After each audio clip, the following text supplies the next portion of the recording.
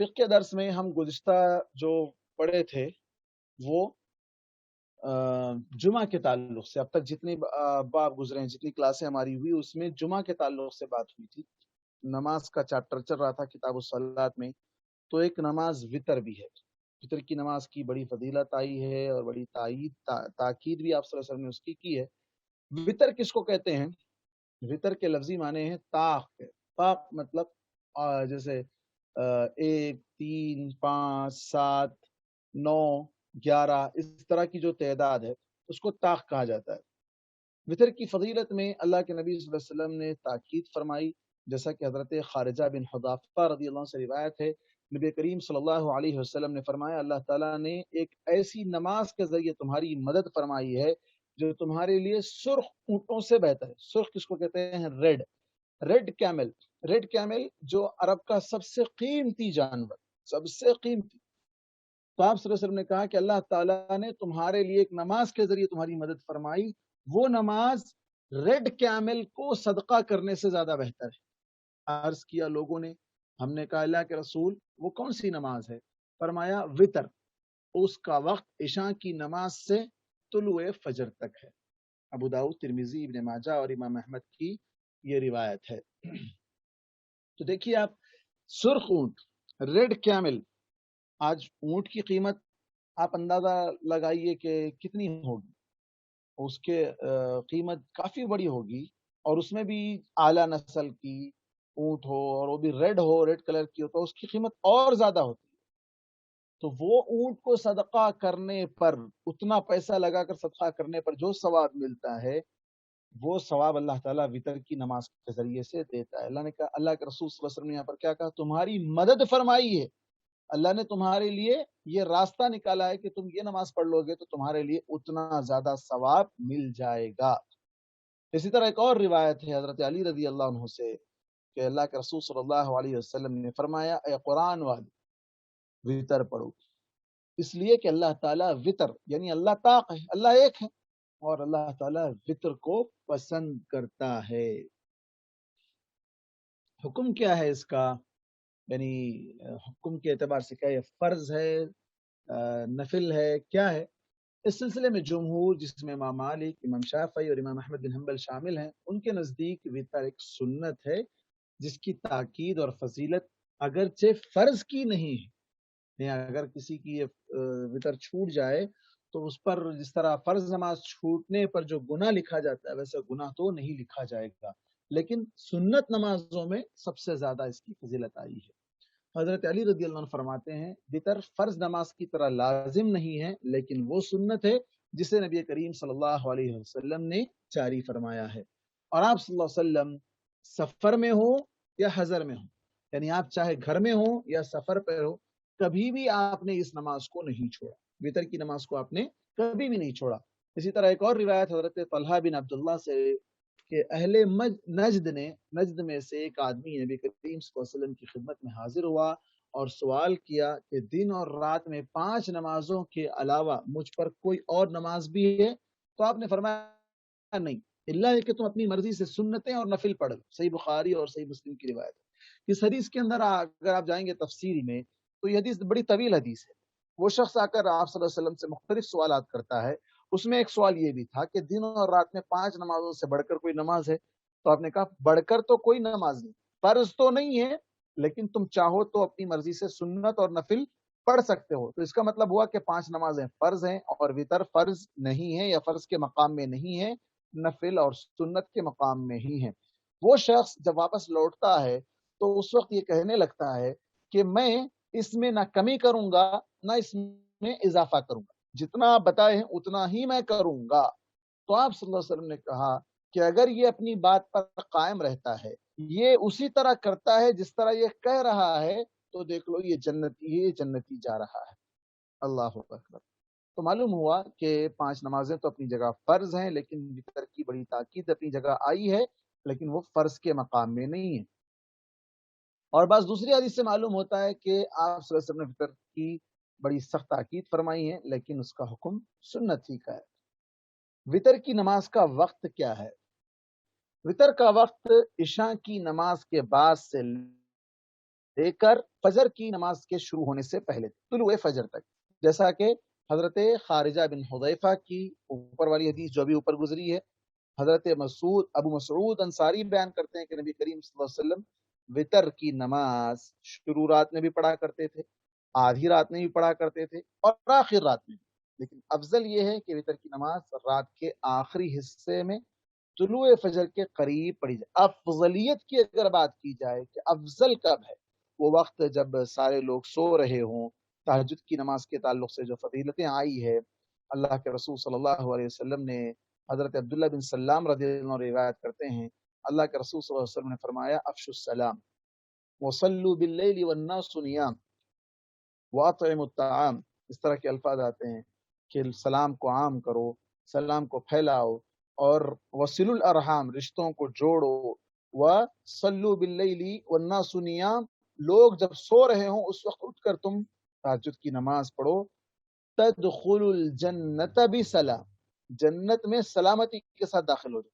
اور یہ آخری وقت رات کا جو فجر سے پہلے کا وقت ہے، یہ وہ وقت ہے جس وقت میں اللہ تبارک و تعالیٰ آسمان دنیا، یعنی دنیا کے قریب میں جو آسمان ہے، جو پہلا آسمان ہمارے نیچے سے جو ہمیں نظر آتا ہے، اس آسمان پر اللہ تبارک و تعالیٰ کا نزول ہوتا ہے۔ اللہ تعالیٰ آتا ہے اور آواز خود اللہ تعالیٰ لگاتا ہے کوئی مانگنے والا میں اس کو دوں، ہے کوئی مدد طلب کرنے والا میں اس کی مدد کروں، ہے کوئی بخشش مانگنے والا میں اس کو بخش دوں۔ تو یہ وقت زیادہ افضل ہے، اس وقت میں وتر پڑھنی چاہیے۔ لیکن اگر کسی کو یہ اندیشہ ہو کہ وہ اٹھ نہیں سکے گا تو اس کے لیے بہتر ہے کہ وہ شروع رات ہی میں پڑھ کر سو جائے۔ حضرت جابر رضی اللہ عنہ سے روایت ہے، نبی کریم صلی اللہ علیہ وسلم نے فرمایا تم میں سے جو شخص یہ سمجھتا ہو کہ وہ رات کے آخری حصے میں اٹھ نہیں سکے گا، اسے چاہیے کہ شروع رات ہی میں وتر پڑھ لے، لیکن جو شخص یہ سمجھتا ہو کہ وہ آخر رات میں اٹھ جائے گا، اسے چاہیے کہ آخر رات میں وتر پڑھے، اس لیے کہ رات کی نماز میں فرشتے آتے ہیں اور وہ افضل ہے۔ صحیح مسلم کی صحیح مسلم، ترمذی، ابن ماجہ اور امام احمد نے اس حدیث کو روایت کیا ہے۔ وتر کی کتنی رکعتیں؟ اس کے کئی ایک طریقے ہیں۔ وتر کی 1 رکعت بھی ہے، 3 رکعت بھی ہے، 5 رکعت بھی ہے، 9 رکعت بھی ہیں، 11 رکعت بھی ہے۔ جیسے 1 رکعت کے تعلق سے وتر کی 1 رکعت بھی ثابت ہے، تو وہ کیسے؟ حضرت ابن عمر اور حضرت ابن عباس سے روایت ہے کہ میں نے نبی کریم صلی اللہ علیہ وسلم کو یہ فرماتے ہوئے سنا، وتر آخر رات میں 1 رکعت۔ صحیح مسلم کی روایت ہے۔ اسی طرح ایک اور روایت ہے حضرت ابن عمر ہی سے کہ ایک آدمی کھڑا ہوا اور اس نے دریافت کیا اللہ کے رسول رات کی نماز کیسی پڑھی جائے؟ تو آپ نے فرمایا 2 رکعتیں پڑھو، یعنی 4 رکعت نہیں پڑھنا، 2 کر کے رکعتیں نماز پڑھنا، اور جب تمہیں صبح ہو جانے کا اندیشہ ہو تو 1 رکعت پڑھ لو، یعنی آخری رکعت وتر کو بنا لو۔ اسی طرح 3 رکعت حضرت علی رضی اللہ عنہ سے روایت ہے، نبی کریم صلی اللہ علیہ وسلم نے وتر میں 3 رکعتیں پڑھا کرتے تھے، یہاں تک کہ اس کے اندر کون سے سورے پڑھتے تھے؟ پہلی رکعت میں سبح اسم ربک الاعلی، دوسری رکعت میں قل یا ایھا الکافرون، تیسری رکعت میں قل هو اللہ احد پڑھا کرتے تھے۔ حضرت عائشہ رضی اللہ عنہا سے روایت ہے، نبی کریم صلی اللہ علیہ وسلم وتر میں 3 رکعتیں پڑھا کرتے تھے اور صرف آخر میں بیٹھا کرتے تھے۔ یہ جملہ تھوڑا پوائنٹ کرنا ہے، کیوں؟ اس لیے کہ اللہ کے رسول صلی اللہ علیہ وسلم نے بعض دوسری روایات میں آپ نے کہا کہ 3 رکعت والی جو وتر کی نماز ہے اس کو مغرب کی طرح نہ پڑھو۔ اب ہمارے پاس لوگ پڑھتے ہیں، اللہ کے رسول کی اس حدیث کی صریح مخالفت کرتے ہوئے مغرب کی طرح پڑھتے ہیں۔ آپ صلی اللہ علیہ وسلم نے اس کو مغرب کی طرح پڑھنے سے منع کیا ہے۔ کیا معنی ہے مغرب کی طرح پڑھنے سے؟ یعنی آپ دوسری رکعت میں تشہد میں بیٹھ جائیں، پھر اٹھیں، پھر اس کے بعد تیسری رکعت پڑھیں، پھر تشہد میں بیٹھیں اور سلام پھیریں۔ یہ مغرب کا طریقہ ہے، مغرب کی نماز کا طریقہ ہے۔ لیکن آپ صلی اللہ علیہ وسلم نے وتر کی نماز کو ایسا پڑھنے سے منع کیا ہے۔ یہاں حدیث کے الفاظ ہے کہ آپ جب وتر کی 3 رکعتیں پڑھا کرتے تو صرف اخیر میں بیٹھا کرتے، یعنی تشہد تیسری رکعت میں بیٹھتے، دوسری رکعت میں تشہد میں نہیں بیٹھا کرتے۔ دوسری رکعت کے سجدے سے جب اٹھتے تو سیدھا اٹھ کر کھڑے ہو جاتے، اور یہی صحیح طریقہ ہے۔ اور دوسری بات میں یہ الفاظ بھی ہے کہ دوسری رکعت میں آپ سلام نہ پھیرا کرتے تھے. یعنی پہلی بات تو یہ ہے کہ اگر آپ دوسری رکعت پڑھ رہے ہیں تو تشہد بیٹھ رہے ہیں تو سلام پھیر دیں گے. تشہد بیٹھ رہے ہیں تو سلام پھیر دیں گے، پھر اٹھ کر ایک رکعت پڑھیں گے. اگر تشہد نہیں بیٹھ رہے تو پھر مسئلہ ہی نہیں ہے، سیدھا اٹھ کر کھڑے ہو جائیں. اسی طرح 5 رکعتیں بھی ہیں. حضرت عائشہ رضی اللہ عنہ سے روایت ہے کہ نبی کریم صلی اللہ علیہ وسلم رات کو 13 رکعت نماز پڑھا کرتے. آپ کی مشہور حدیث حضرت عائشہ کی کیا ہے؟ آپ 11 رکعت پڑھتے تھے. 11 رکعت آپ پڑھا کرتے تھے، ہاں، چاہے رمضان ہو یا غیر رمضان ہو. صحیح بخاری کی روایت ہے. لیکن یہاں اس حدیث میں جو اضافہ ہوا ہے 13 رکعت کا، اس کے بارے میں خود حضرت عائشہ کہتی ہیں ان میں سے وتر کی صرف 5 رکعتیں ہوتی.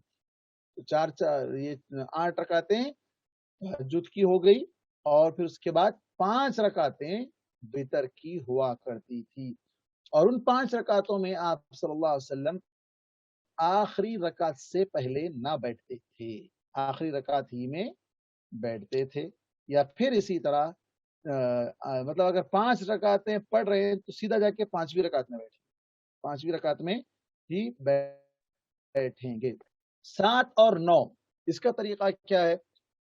حضرت عائشہ رضی اللہ عنہ سے روایت ہے کہ نبی کریم صلی اللہ علیہ وسلم رات کی 9 رکعتیں پڑھا کرتے تھے، یعنی وتر کی. ان میں سے آپ صرف 8ویں رکعت میں جا کر بیٹھتے تھے. 8ویں رکعت میں بیٹھتے، کیسا کرتے؟ اللہ تعالیٰ کا ذکر اور دعا کرتے، پھر سلام پھیرے بغیر اٹھ جاتے، پھر 9ویں رکعت پڑھتے، اور اس میں بیٹھ کر تشہد پڑھتے اور سلام پھیرتے، اور ہمیں یہ سلام سناتے، مطلب زور سے. پھر سلام کے بعد 2 رکعتیں بیٹھ کر پڑھتے. اس طرح 11 رکعتیں آپ صلی اللہ علیہ وسلم پڑھا کرتے تھے.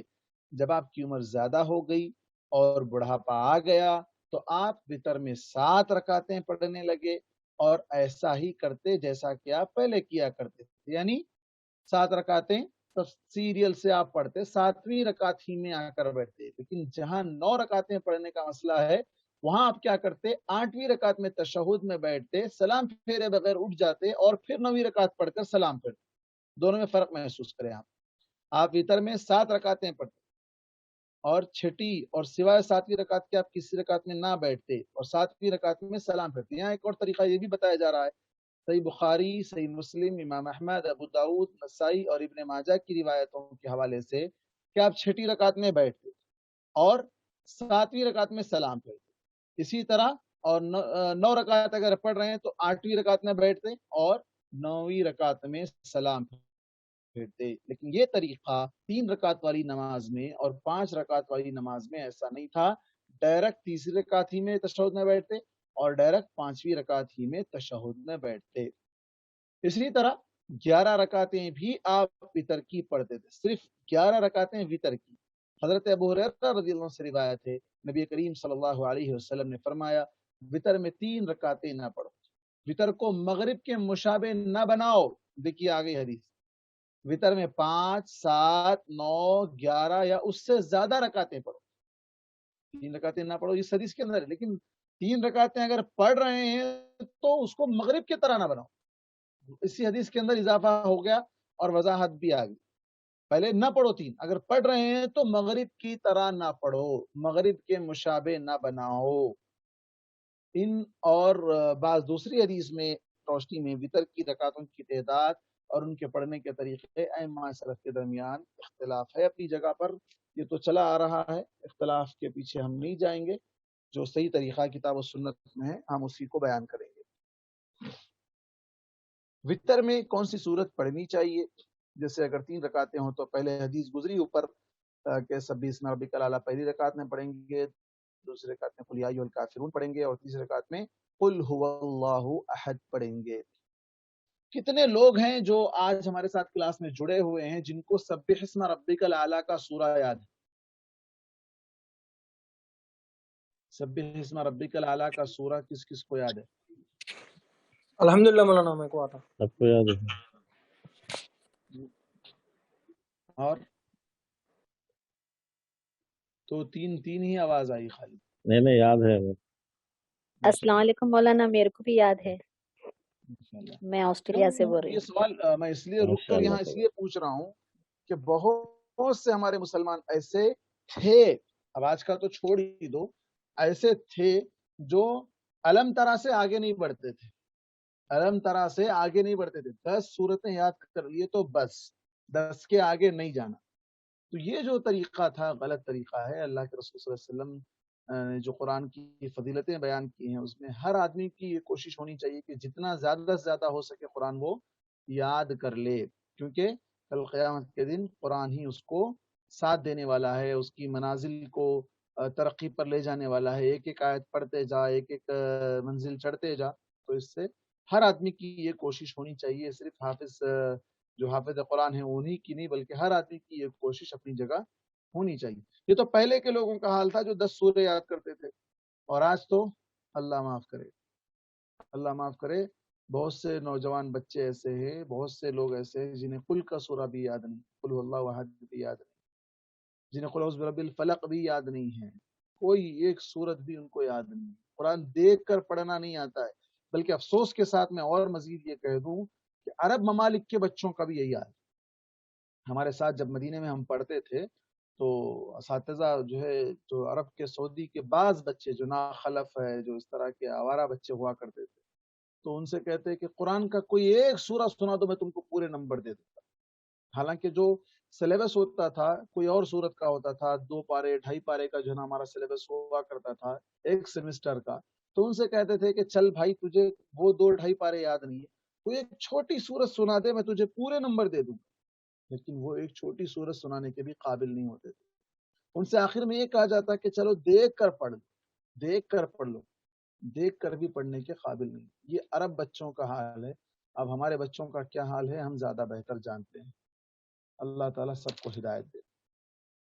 اسی طرح آپ صلی اللہ علیہ وسلم جب ترمذی کی ایک اور روایت آتی ہے کہ اس میں وطر کی تیسری رکعت میں قل هو اللہ احد کے ساتھ آپ قل اعوذ برب الفلق اور قل اعوذ برب الناس کا بھی ذکر ہے، یعنی اس میں پورے 3 سورے آپ صلی اللہ علیہ وسلم پڑھا کرتے تھے۔ لیکن اکثر اہل علم کا اتفاق اس بات پر ہے کہ پہلی رکعت میں سورہ اعلیٰ، دوسری رکعت میں سورہ کافرون، اور تیسری رکعت میں قل هو اللہ احد، یعنی صرف قل هو اللہ احد، اس پر معوذتین قل اعوذ برب الفلق اور قل اعوذ برب الناس کا اضافہ نہ کیا جائے۔ یہ تو قرات کی بات ہوئی کہ کیا قرات کرنا ہے۔ اب وطر میں کون سی دعا پڑھنا ہے، جسے ہم دعائے قنوت کہتے ہیں۔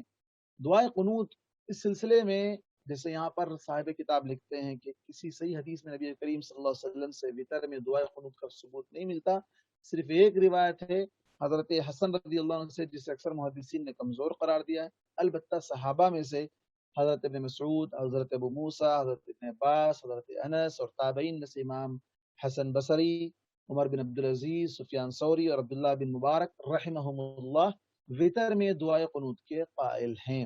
ان کے نزدیک وطر میں سال بھر دعائے قنوت کا پڑھنا جائز ہے۔ آپ کلمات کیا ہیں؟ آپ صلی اللہ علیہ وسلم نے جو دعا سکھلائی، یہاں پر جو حدیث ہے، مشہور حدیث ہے، مشہور دعا ہے، اللہم اہدنی فیمن ہدیت، اور بڑی جامع دعا ہے۔ اللہ مجھے ہدایت دے ان لوگوں میں جنہیں تو ہدایت دی ہے، مجھے بھی عافیت دے جن لوگوں کو تو نے عافیت دی ہے، اور مجھے اپنا دوست، مجھے میرا ولی اور کارساز تو بن جا، اور جو نعمتیں تو مجھے دیا ہے اس میں برکت دے، اور جو تو فیصلے کرنے والا ہے ان فیصلوں کے شر سے اللہ تعالیٰ تو مجھے بچائے رکھنا، اس لیے کہ تو ہی فیصلہ کرتا ہے اور تیرے مقابلے میں کوئی فیصلہ نہیں کر سکتا ہے، اور جس کا تو دوست بن جائے اسے کوئی ذلیل نہیں کر سکتا، اور جسے تو دشمن بن جائے تو اسے کوئی عزت نہیں دے سکتا۔ تو پاک ہے ہمارے رب، تو برکت والا ہے اور بزرگوں برتر ہے۔ یہاں تک تو اضافہ کے ساتھ اس کے بعد جو تبارک ربنا وتعالی کے بعد وصلی اللہ علی النبی کا یہ جو لفظ ہے یہ اضافہ ہے، یہ دوسری روایت سے اضافہ ہے، لیکن زیادہ بہتر ہے کہ انسان تبارک ربنا وتعالی یا پھر بلکہ ولا يعز من عادی تک ہی اکتفا کر سکتا ہے۔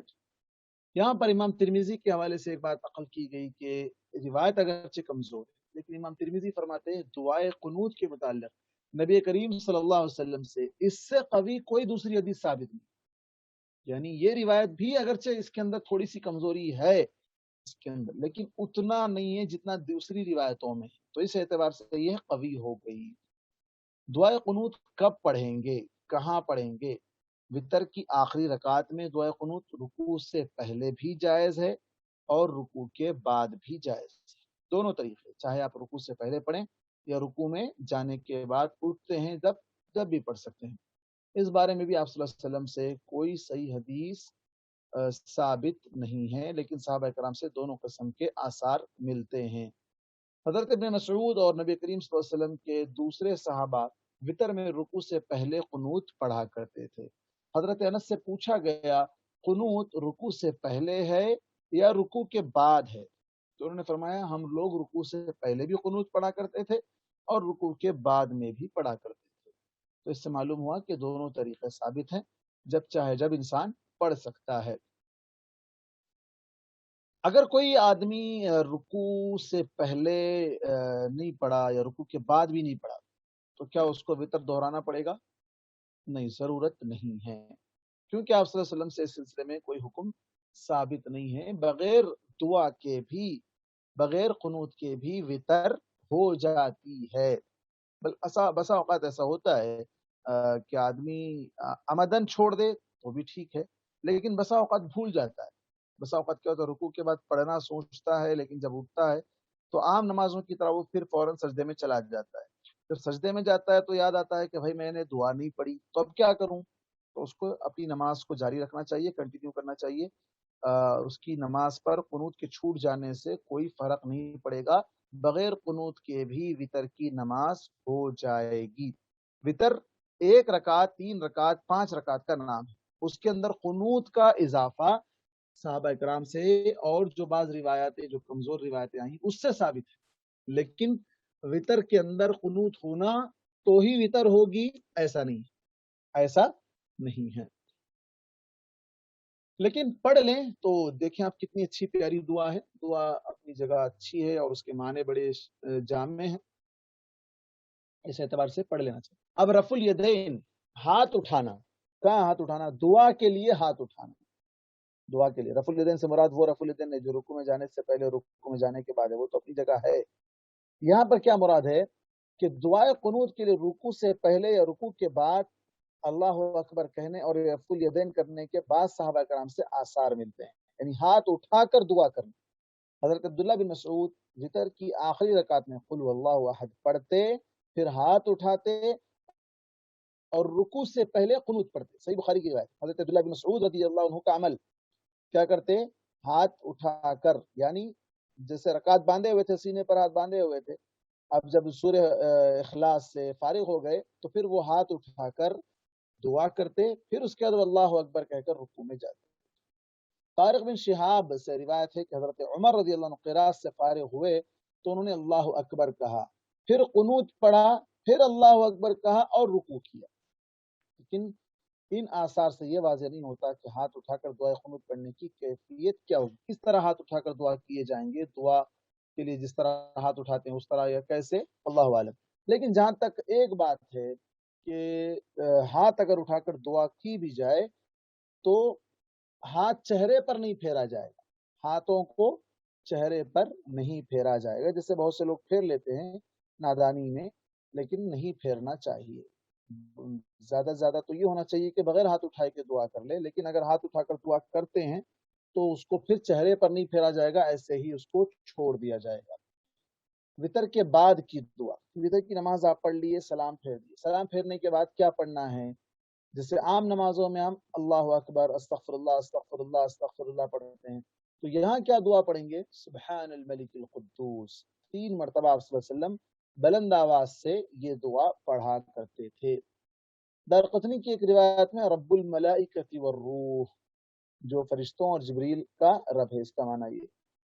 اور حضرت علی رضی اللہ عنہ سے روایت ہے کہ نبی کریم صلی اللہ علیہ وسلم اپنے وطر کے آخر میں یہ دعا پڑھتے تھے، یہ بھی بڑی جامع دعا ہے۔ اللہم انی اعوذ برضاک من سخطک واعوذ بمعافاتک من عقوبتک واعوذ بک منک لا احصی ثناء علیک انت کما اثنیت علی نفسک۔ اے اللہ میں تیرے غضب سے تیری رضامندی کی پناہ مانگتا ہوں اور تیرے عذاب سے تیری رحمت کی پناہ مانگتا ہوں، میں تجھ سے تیری ہی پناہ مانگتا ہوں، میں تیری حمد و ثنا شمار نہیں کر سکتا ہوں، تو ویسا ہی ہے جیسا تو نے خود اپنی تعریف کی ہے۔ मुहद्दिसीन ने इस दुआ की सनद पर कलाम किया है, यानी इसके अंदर कुछ ज़ौफ़ वगैरह के ताल्लुक से बात तो आई है, लेकिन माने के एतबार से दुआ अच्छी है। वितर के बाद 2 सुन्नत, आप सल्लल्लाहु अलैहि वसल्लम से जैसे अभी ऊपर गुजरा था, आपने 9 रकातें पढ़ी, फिर उसके बाद आपने 2 रकात पढ़ी। तो यहाँ पर क्या है, अगरचे मुतअद्दिद सही हदीस में नबी करीम सल्लल्लाहु अलैहि वसल्लम का ये इरशाद है कि वितर को रात के वक्त की अपनी आखिरी नमाज बनाओ।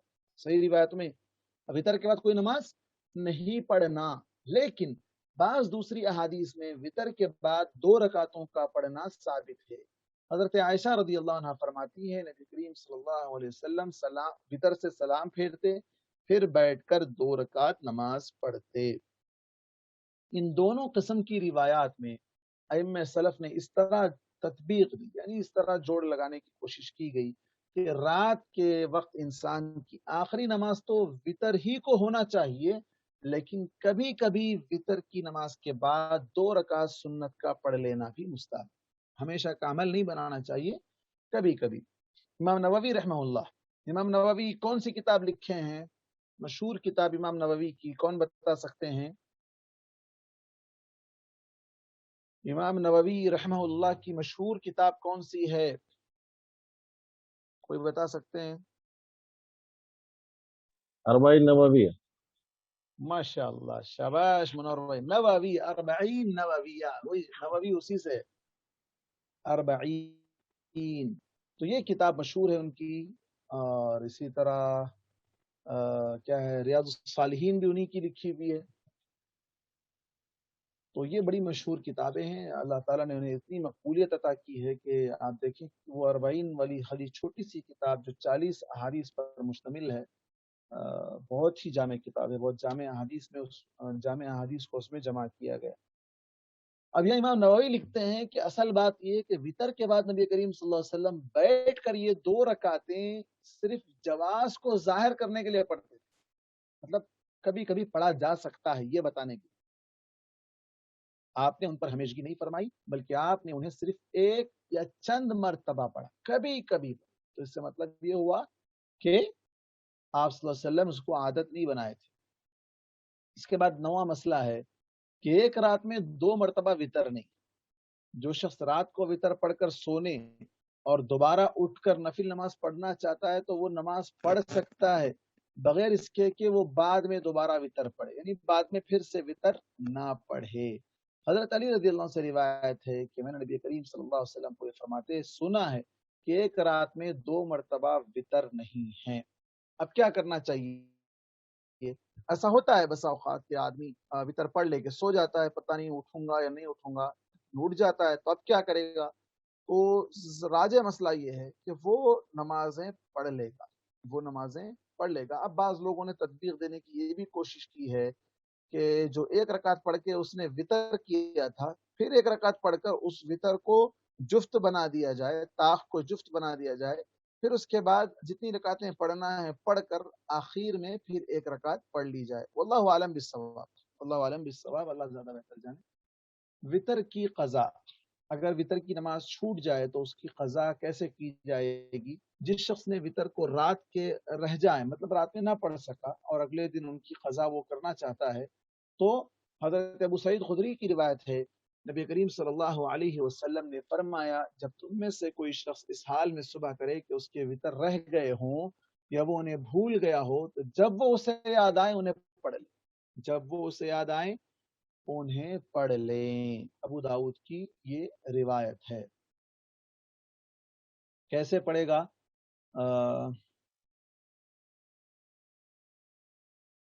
इस रिवायत में भी पढ़ने का ही हुक्म है। बाज़ लोगों ने यहाँ पर भी अपनी तरफ से ये बात कही है कि दिन में अगर पढ़ रहा है तो ताख को जुफ्त बनाकर वो पढ़ेगा, लेकिन सही बात यह है कि वितर को वितर ही के तरीके से पढ़ा जाएगा, इस तरह का कोई बय्यिन सबूत तो नहीं मिलता है। वितर में जमात, अब जैसे हम रमजान में पढ़ते हैं, तरावी के बाद वितर की जमात बनाकर पढ़ते हैं तो जायज़ है।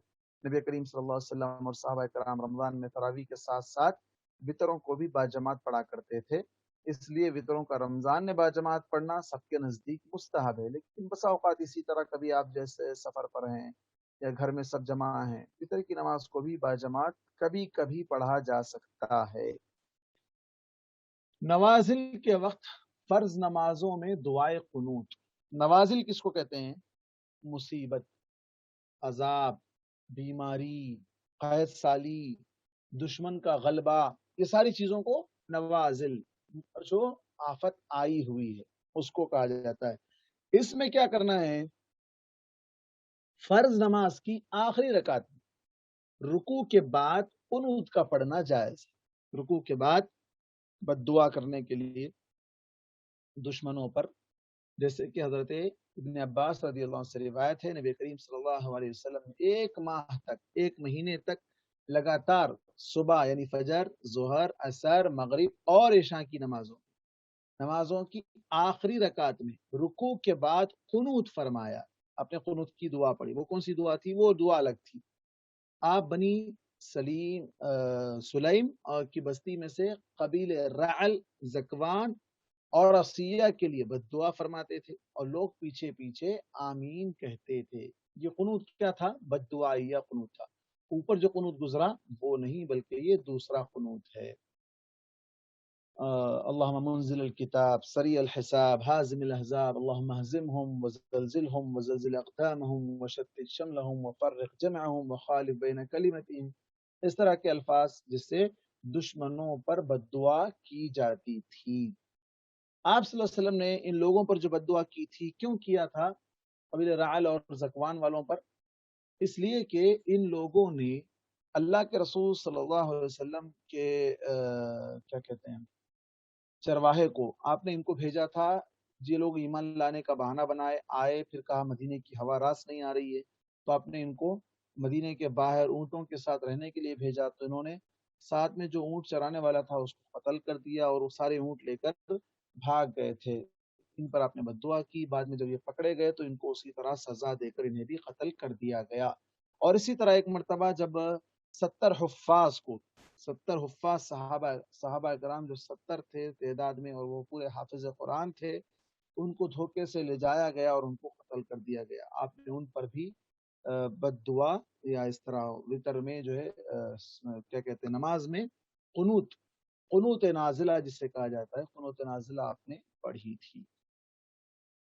تو یہ مسئلے ہمارے وتر سے متعلق آج کا پورا درس ہوا. اس کے بعد کا درس تہجد کی نماز سے متعلق ہے، قیام اللیل. اس پر انشاءاللہ آئندہ درس میں گفتگو ہوگی. مولانا وعلیکم السلام عمران بھائی. مولانا دعائے قنوت کے بعد بھی ہم دعا میں اضافہ کر سکتے ہیں کیا دوسری دعا کا؟ اب دیکھیے قنوت کی دعا کے بارے میں ہی اعتراض ہے، تو اس کے اندر مزید اضافہ نہیں کرنا بہتر ہے. جتنی دعا ہے اتنا ہی پڑھنا بہتر ہے. یہاں تک کہ صلی اللہ علیہ نبی کا جو اضافہ ہے، بعض نے تو اس کو بھی جو ہے نا درست نہیں قرار دیا ہے.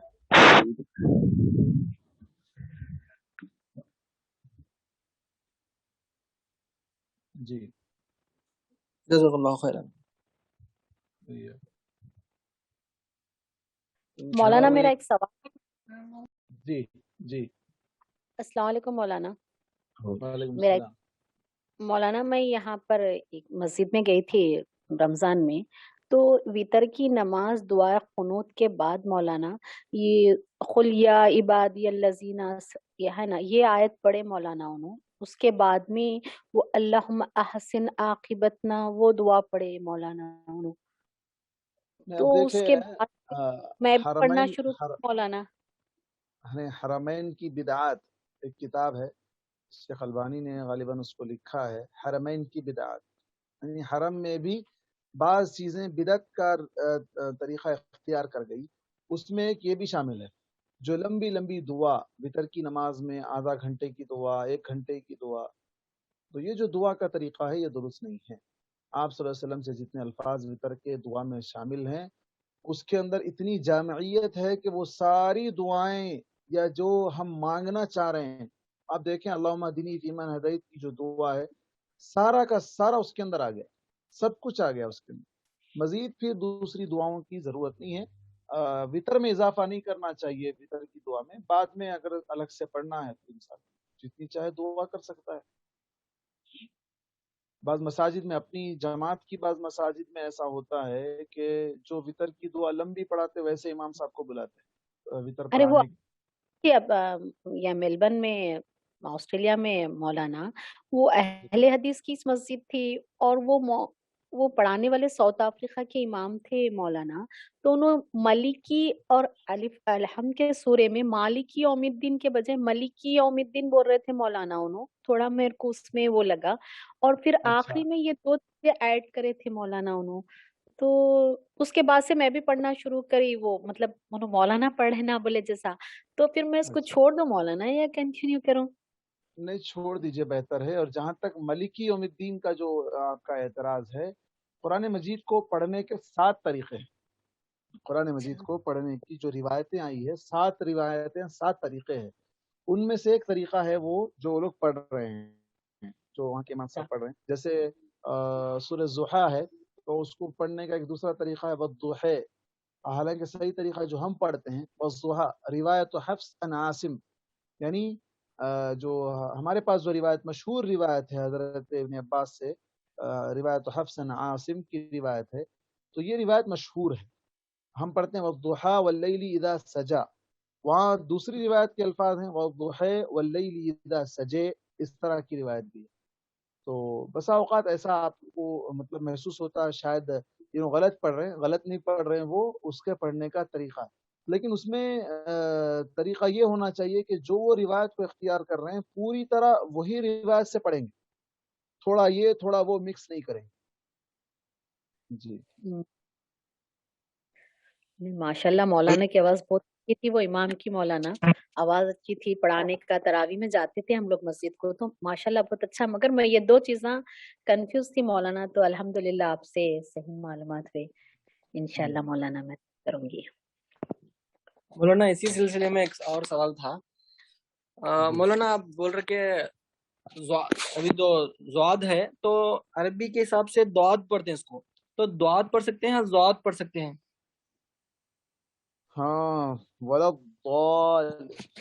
वाह है, वो दा नहीं है। दा आमतौर पर इंग्लिश में लोग उसको जो है ना लिख लेते हैं। वाला ज़ालिन, ज़ाद, जा, जाल, ये सब अलग अलग है। जा है, जाल है, और वाद है, और वा है। ये 4 हरूफ हैं जो करीब करीब हैं, लेकिन हर एक का प्रोनाउंसिएशन अलग अलग है। हर एक का प्रोनाउंसिएशन अलग अलग है। एक को एक में मिलाएंगे तो माना बदल जाएगा, माना बदल जाएगा। जी, नवाजिल किसको कहते हैं? चलिए मैं ही सवाल करता हूँ।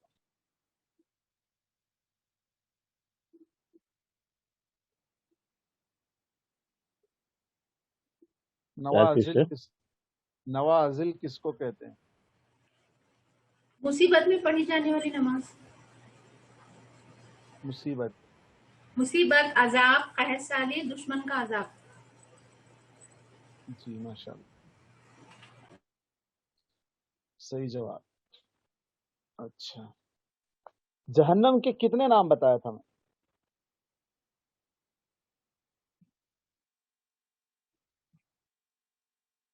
मौलाना जहन्नम के कितने नाम बताया था? 8। 8। उनमें से चंद आप बताइए। नार, फिन्नार, जहन्नम, जहीम, सईर, माहिया, अल-हाविया। हुतमा, हाविया, हुतमा, हाविया, जहीम, नार, जहीम, सईर। जहीम, सकर।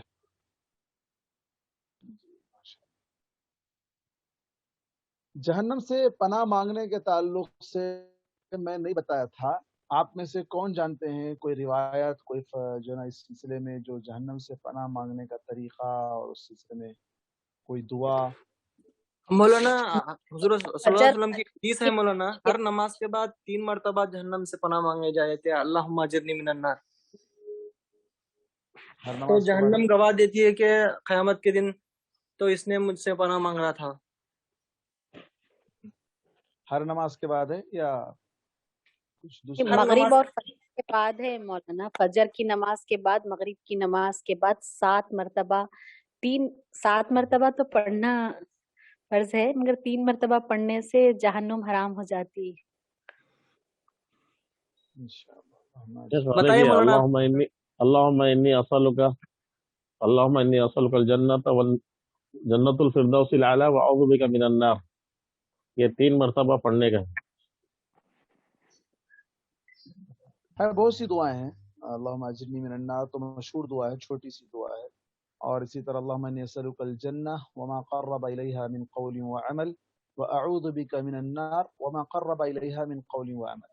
क्या माना है इसका कि अल्लाह मैं तुझसे जन्नत का सवाल करता हूँ और हर उस चीज़ का, हर उस कौल और अमल का जो मुझे जन्नत के करीब कर दे, और मैं जहन्नम से तेरी पनाह मांगता हूँ, और इसी तरह हर उस कौल और अमल से भी पनाह मांगता हूँ जो जहन्नम के करीब करने वाली है।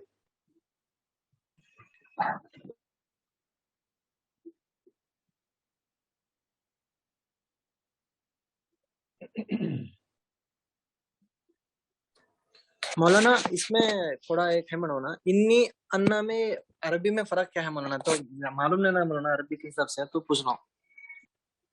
अन्ना और अन्नी, मतलब अभी अल्लाहुम्मा इन्नी असअलुकल जन्ना, अल्लाहुम्मा अन्ना असअलुकल जन्ना, अन्ना अन्नी में क्या फर्क रहता मौलाना? अन्ना नहीं जी, इन्ना और इन्नी।